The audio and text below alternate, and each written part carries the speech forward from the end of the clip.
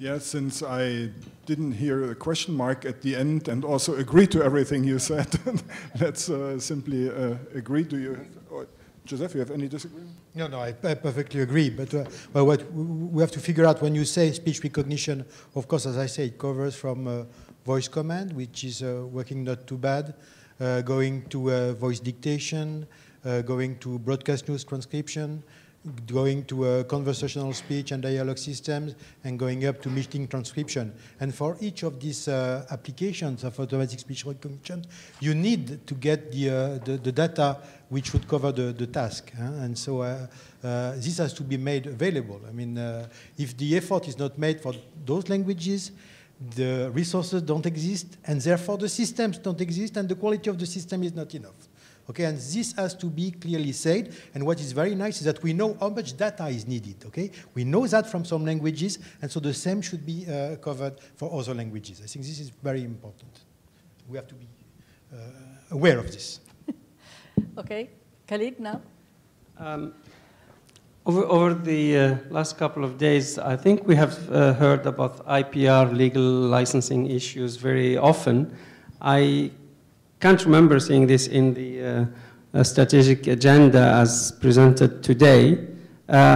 If I may remind you that there is, this is a very important barrier to non-commercial R&D in Europe. Under the American, now Japanese law, you can download data, resources, from any website, journal, or whatever, and use it for research purposes without asking for the consent. If you're a gentleman, you probably ask, but you are not forced to do that by law. We don't have such thing in Europe. We discussed this a little bit in Vienna at the first FLAIRNet meeting, and I think we simply forget about it. And I think this is one of the major issues. We can't keep talking about cross borders and copyright at national levels for general purposes, because that's really a big issue. It's probably beyond the community capacities for the next 10, 15 years. But if we try to push that under European law, there is a directive like the American 107 Act of the US Code, or the Japanese one, that would boost the research in Europe very seriously. Yeah.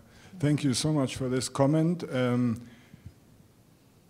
When the laws were changed in the US and in Japan,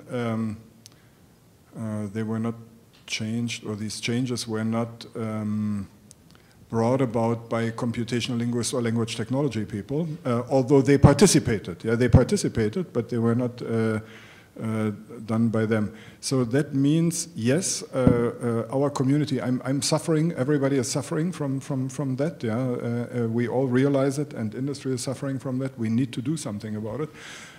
My feeling is that we should not wait now for the 8th Framework Program and put it as a long-term thing into a strategic research agenda that's mainly guiding research and innovation. We should, for that, team up. That will also give us more visibility. That's a side effect. Yeah? We should team up with other fields that suffer from the same fact, and then try to push some legislation in this direction, and maybe not even wait for the do you agree? Not even wait for the next framework program or anything, or any help from research programs there, because it's an imminent problem, and especially now, since you got good examples from other parts of the world, we may have a political way of achieving this that is independent or even before the research in the agenda. Roberto, then there and there. Just a quick comment. In general, I'm always in favor of easing this market crisis. Just, I mean, commenting on some more, fundamental research. And now I'm reacting, to the gentleman was commenting on a speech and the need, to record, data, in many different languages. I don't think, that speech technology can be just, I would say, equal, to give us, more speech, database, etc. I think, there are problems that run much deeper, than that. And although a number of applications have been around for some time, sometimes with modest commercial results, sometimes, reasonably popular. I think that as we move away and reach out, higher level of sophistications, we see that speech is not delivering yet what I would call understanding and dialogue, as opposed to, word recognition, dictation, command and control, and the like.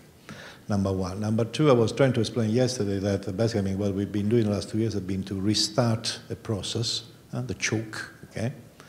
And speech has not been as timely, the speech community has not been as responsive as other parts of the community.